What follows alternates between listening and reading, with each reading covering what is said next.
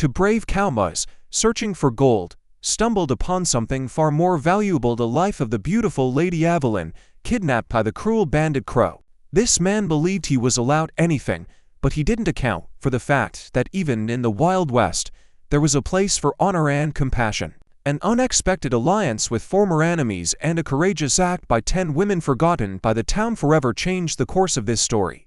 We'll see how justice triumphed and why truly rich can only be someone who is willing to sacrifice for others. Watch until the end, because the story's climax will shock you and teach you true wisdom. And don't forget to subscribe and like to avoid missing our other stories. The Wild West of the 1880s was no place for romance, but a dirty, dusty, and ruthless arena where every cent had to be fought for with the same ferocity coyotes fought for carrion. John Jedi Johnson and his best friend Will Butch Blackwood knew this better than anyone. Their nicknames were ironic. John was dubbed so for his ability to avoid trouble, as if he possessed a sixth sense, and Will for his explosive nature that often led to brawls. They weren't just friends, but brothers by fate, united not only by empty pockets, but also by an insatiable thirst for adventure that led them from one godforsaken town to another. John was a tall, broad-shouldered man with a stern, weather-beaten face and piercing blue eyes. He was a man of few words, preferring to observe and analyze before acting. His trusty Colt single-action army revolver, always polished to a shine, was his only reliable ally. Will, on the other hand, was a short man with perpetually sticking out mustache and a sly squint. He spoke quickly, acted impulsively, and always believed that a gold mine awaited him just over the next hill. His time-worn double-barreled shotgun was his favorite tool for solving any problem. Their latest venture, the search for the mythical Silver Canyon, ended in complete failure. They returned to Raid Creek with empty bags and the bitter realization that they had once again believed rumors. On the main street, they were met not by a friendly sheriff, but by the sullen and suspicious saloon owner, who demanded payment for their week-long stay. "Not today," Smith, Will smirked, patting his empty pocket. "Let's talk about the gold we'll find soon." Smith, a man with a face carved from stone, was not in the mood for jokes.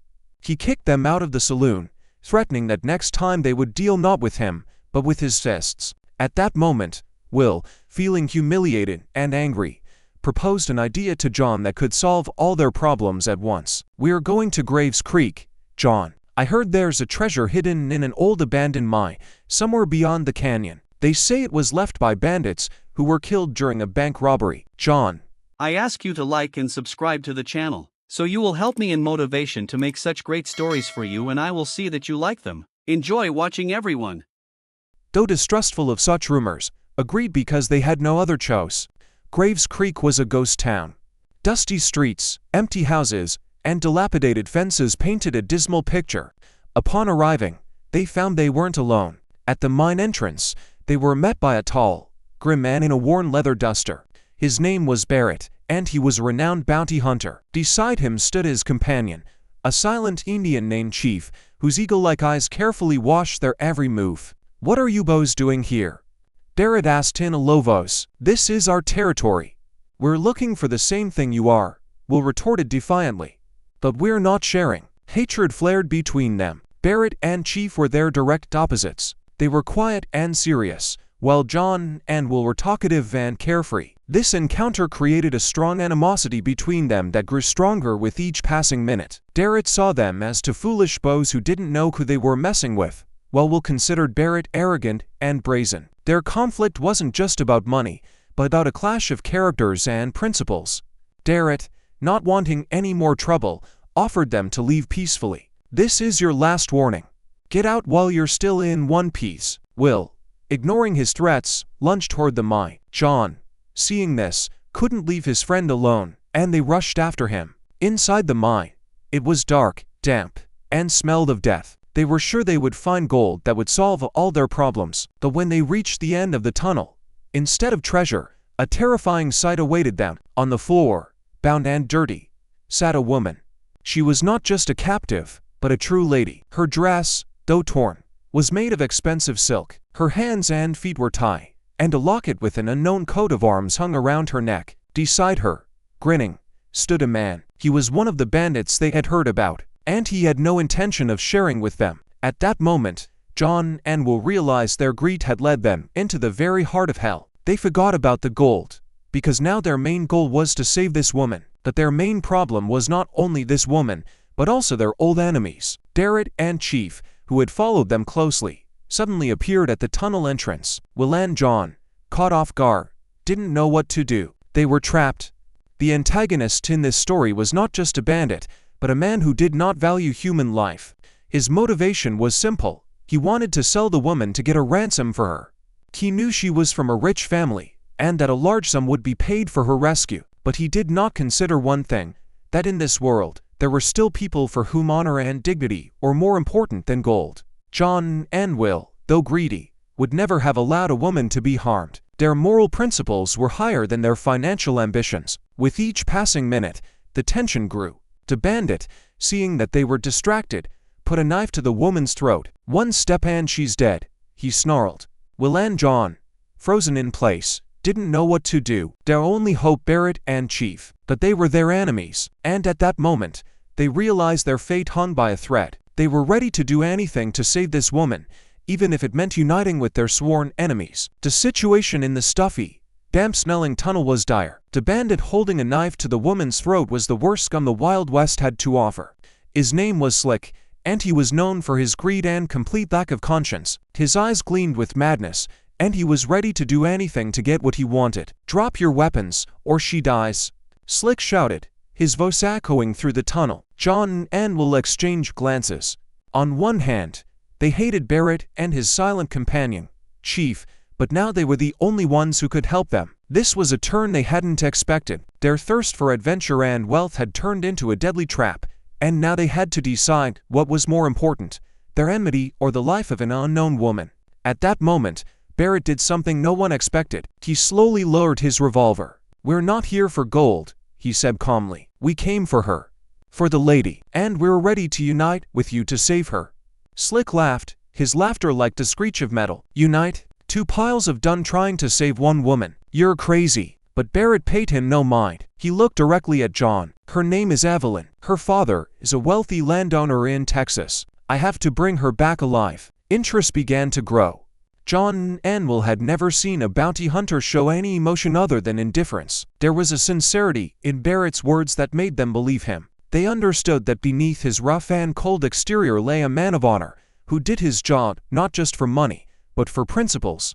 Chief, who had stood silently all this time, nodded in agreement. His dark eyes watched Slick intently, and in them there was no fear, only determination. Meanwhile, Slick, seeing that they were distracted, tried to make a sudden move, but Will was faster. He pulled out his shotgun and fired at the wall above the bandit's head. The sound of the shot deafened everyone. Slick, stunned, released the woman and tried to escape. But Barrett was already ready. He threw his knife, which, whistling through the air, embedded itself in the bandit's leg. Slick collapsed to the ground, writhing in pain. The woman, freed from her bonds, fell into John's arms. She was scared, but unharmed. Her name was Evelyn Forrester, and her eyes were full of gratitude. "Thank you," she whispered, trying to hold back tears. "You saved my life." When they came out of the mine, Will couldn't resist asking Barrett, "So, you weren't looking for gold?" Barrett shook his head. "Gold is dust, and honor is what distinguishes a man from an animal." This phrase left a deep impression on John and Will. They had always thought that everything in this world could be measured by money, but this situation showed them that some things were far more valuable. They spent the rest of the day discussing a plan. Barrett told them what had actually happened. The bandits they were looking for were not just robbers. They were part of a large network involved in kidnapping and extortion. Evelyn was their latest victim. They planned to sell her at an auction in Mexico. Barrett had been on their trail, and he was close to finding them, but he had no information about them, except that they were hiding in these parts. Slick, whom they had tied up and left in the mine, was their contact. They had planned to meet him to hand over Evelyn, and then leave. Now that their plan had failed, they would surely be looking for her. Barrett understood that they were in danger. "We need to get to the nearest town, Canyon Ridge, and ask the sheriff for help," he said. "And we only have one day to do it." Will was furious. He was willing to risk his life for gold, but not to save a woman he didn't even know. "Why us? We were supposed to find gold, not get involved in this." "Because it's the right thing to do, Will," John replied. "Because we can't let anything happen to her." John's admiration for Barrett grew with every passing minute. This man, who seemed cold and heartless to them, turned out to be noble and brave. He was willing to risk everything to save a stranger. John understood that this was not just a task for him, but a mission that had deep meaning. Will, seeing his friend's determination, finally gave in. Their journey to Canyon Ridge was full of dangers. They had to hide from the bandits, who, as they expected, began to pursue them. The bandits, led by the ruthless Crow, were professional killers, and they weren't going to back down. Crow, seeing his plan fail, flew into a rage. He swore to find and kill everyone who dared to stand in his way. Along the way, they began to get to know each other better. John and Will talked about their adventures, their dreams of gold. Barrett, in turn, spoke about his life, how he became a bounty hunter. He was a former sheriff who had lost his family to bandits. Since then, he had dedicated his life to finding and punishing all who committed crimes. He wasn't just looking for money, he was looking for justice. Chief, though he never spoke a word, shared his wisdom through gestures and facial expressions, showing them how to read tracks, how to navigate by the stars, how to survive in the wild. Evelyn was not just a victim, she was a strong and courageous woman who, despite all the horrors she had endured, maintained her spirit. She helped them as much as she could, telling them about the bandits, their habits, and their plans. She was a valuable source of information, and thanks to her, they managed to avoid several ambushes. Canyon Ridge was close, but they were surrounded. The bandits, knowing they were heading for town, set an ambush at the pass. Will, seeing them, started shooting in a panic, but John stopped him. "It's pointless," he said. "There are too many of them." They were in a desperate situation. On one hand, they had to save Evelyn. On the other, they could die. But at that moment, Barrett, who had already devised a plan, did something no one expected. He set the dry grass on fire, creating a smoke screen that hid them from the bandits' eyes. "Run!" he shouted. They rushed towards the canyon, but the bandits, seeing them escape, chased after them. The situation was critical. They were trapped, but they had a plan. Barrett knew that the canyon had a secret passage that no one knew about. "This way," he yelled, pointing to a narrow crevice in the rocks. Without hesitation, they rushed into it. The bandits, seeing them disappear, were furious. They began to search for them, but their efforts were in vain. Inside the crevice, it was dark, damp, and cold. They were safe, but they were scared. They had to spend the whole night in that terrible place. They sat in complete darkness, listening to the bandits searching for them. Evelyn, clinging to John, cried softly. Will, leaning against the wall, mumbled something under his breath, while Barrett and Chief listened intently to the sounds outside. When morning came, they emerged from the crevice. They were dirty, tired, but alive. The bandits were gone. They realized they now had a chance to reach the town, save Evelyn, and deal with the bandits once and for all. Having reached Canyon Ridge, the group was at their limit. The town turned out to be as dusty and lifeless as Graves Creek, but it had its own grim life. Saloons were full of grim men, and on the main street stood wagons loaded with goods and horses tied to posts. Barrett immediately led everyone to the sheriff's office. Sheriff Bruce was an old, gray-haired man with wrinkles like a dried river valley and tired eyes. "I know about you," he said, addressing Barrett. "And I know about the lady. Her father promised a large reward for her return." "We don't need a reward, Sheriff," Barrett said. "We need help. We're in danger, and Crow's bandits are on our tail." The sheriff nodded. "I know Crow. He's a predator. But I can't help you. My men are afraid of him, and we don't have the resources to oppose him." John and Will were shocked. They thought that by reaching the town, they would be safe, but it turned out they were even more vulnerable here. Their hope crumbled. Their compassion for Evelyn intensified when they saw her bewildered face. She, who had always been strong, now seemed fragile and vulnerable. John, seeing this, decided that he must do everything to save her. At that moment, Will, always fond of improvisation, proposed a crazy plan. "If the sheriff can't help us, we'll ask the townspeople for help. Don't they care that their town is under the control of bandits? No one will risk their life for us," John said. "What if we promise them something more than just safety?" Will replied, and a sly gleam lit up his eyes. They gathered the people in the town square. Will, climbing onto an old wagon, began to speak. "Listen to me, people of Canyon Ridge. Your lives, your families, everything is at stake. You fear Crow's bandits, but that fear makes you their slaves. We are here to offer you not only freedom, but also a future. We know where a treasure is hidden, but we cannot find it without your help." The crowd murmured. People looked at him with distrust. No one believed in fairy tales about treasures, but their greed was stronger than their fear. "We are not looking for gold," Barrett said loudly. "We are looking for justice. If you help us, we will return Evelyn to her father, and he will reward you for your bravery."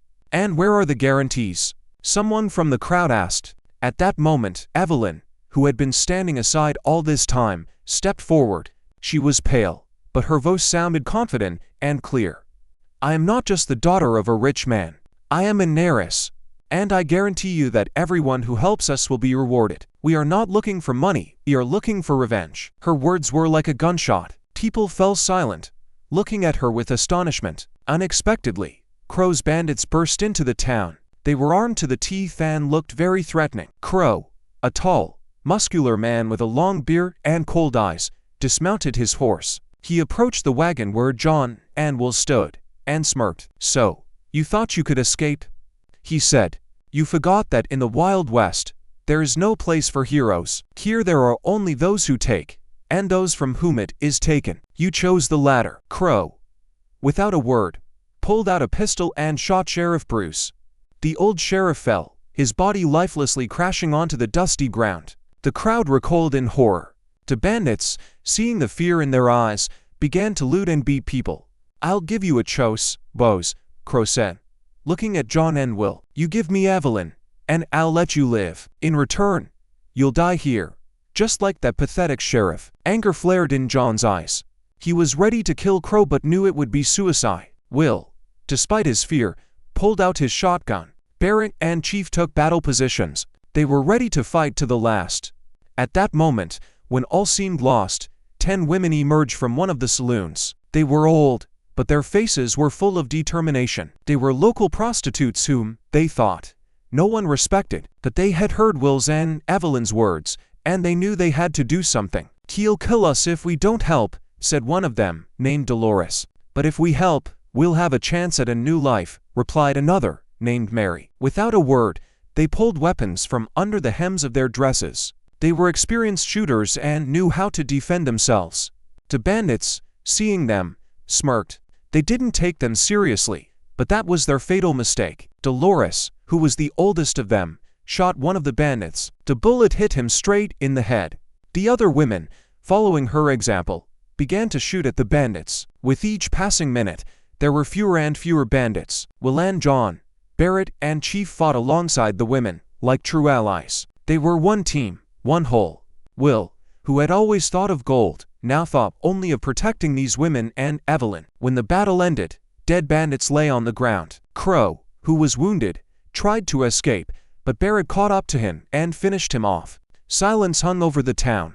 People who had been hiding in their homes came out, looking at the battlefield with astonishment. John, Will, Barrett, and Chief stood beside the 10 women, tired but alive. Evelyn, approaching them, embraced each of them. "You saved my life," she said. "And you saved this town.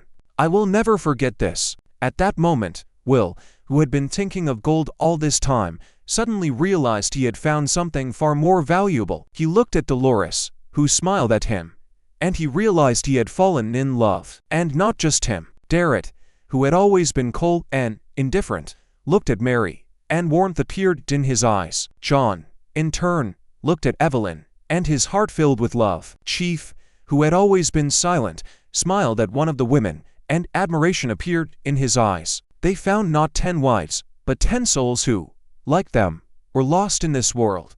Canyon Ridge, once a ghost town, now buzzed like a beehive. The residents, inspired by the bravery of the 4 cowboys and 10 women, felt free for the first time in a long time. The battle with Crow's gang became a legend, passed down by word of mouth. John, Will, Barrett, and Chief became heroes, and the 10 women, who had previously gone unnoticed, gained respect and a place in society. After the threat passed, Evelyn hastened to send a telegram to her father, and then, with Barrett's permission, decided to stay in town to help rebuild it. "This town gave me a family," she told John, and there was no hint of longing for her old life in her eyes. "My friends are here. I want to help them build a new world." John, who had always dreamed of gold, realized that his heart was now occupied by an entirely different treasure.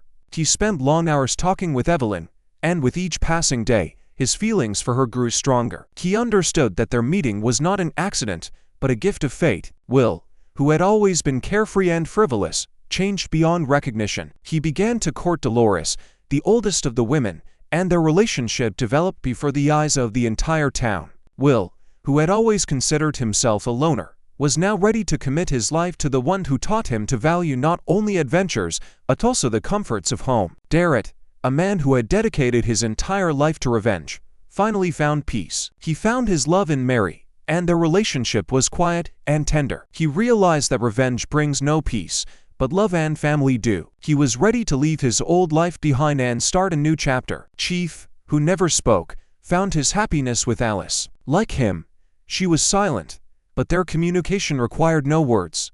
They understood each other with a glance, with a single touch. They were like two parts of a whole. Evelyn's father, learning of what had happened, came to Canyon Ridge. He was very grateful and, keeping his daughter's promise, generously rewarded each of the participants in the battle. But what was far more important, he offered John and his friends work on his ranch in Texas. Initially, not accustomed to a settled life, they approached the offer with caution, but when they saw that the 10 women they had saved had become their wives, their attitude changed. They decided to stay in Canyon Ridge and build a new town where everyone would be respected and justice would be paramount. They rebuilt the saloon, built a church, opened a school, and even built a small general store. The town began to grow and prosper. The 10 women, who had once been rejected by society, now became its pillars. Years later, John, sitting on the porch of his house, watched the sunset. Evelyn sat beside him, holding his hand.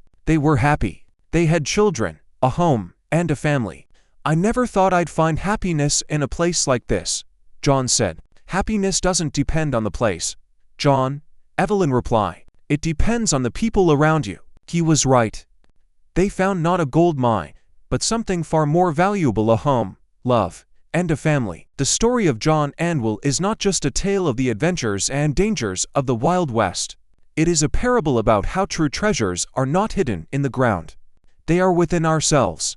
An alliance is what we gain when we overcome our prejudices and begin to see others not as enemies, but as potential allies. John and Will found not a gold vein, but 10 loving wives who helped them find meaning in life. Darrett, a man who lived for revenge, found love and peace. Chief, the lonely Indian, found his soulmate. Inspiration is what we give and receive when we are not afraid to take risks. Will, who always sought adventure, found his calling in helping others. Evelyn, who was a victim, became a leader who inspired the entire town. For those 65 Vandover, this story is about how it's never too late to start a new life, find love, and find happiness. It's about valuing family, friendship, and love over material things in life. Don't be afraid to take risks and trust people, because true treasures can only be found when we open our hearts. For youth, in today's world, where money and material values dominate, it's important to remember that true wealth lies in our relationships with other people. Don't look for easy paths. Value friendship, love, and family. And remember that even if you start with empty pockets, you can end your life with a heart full of gold.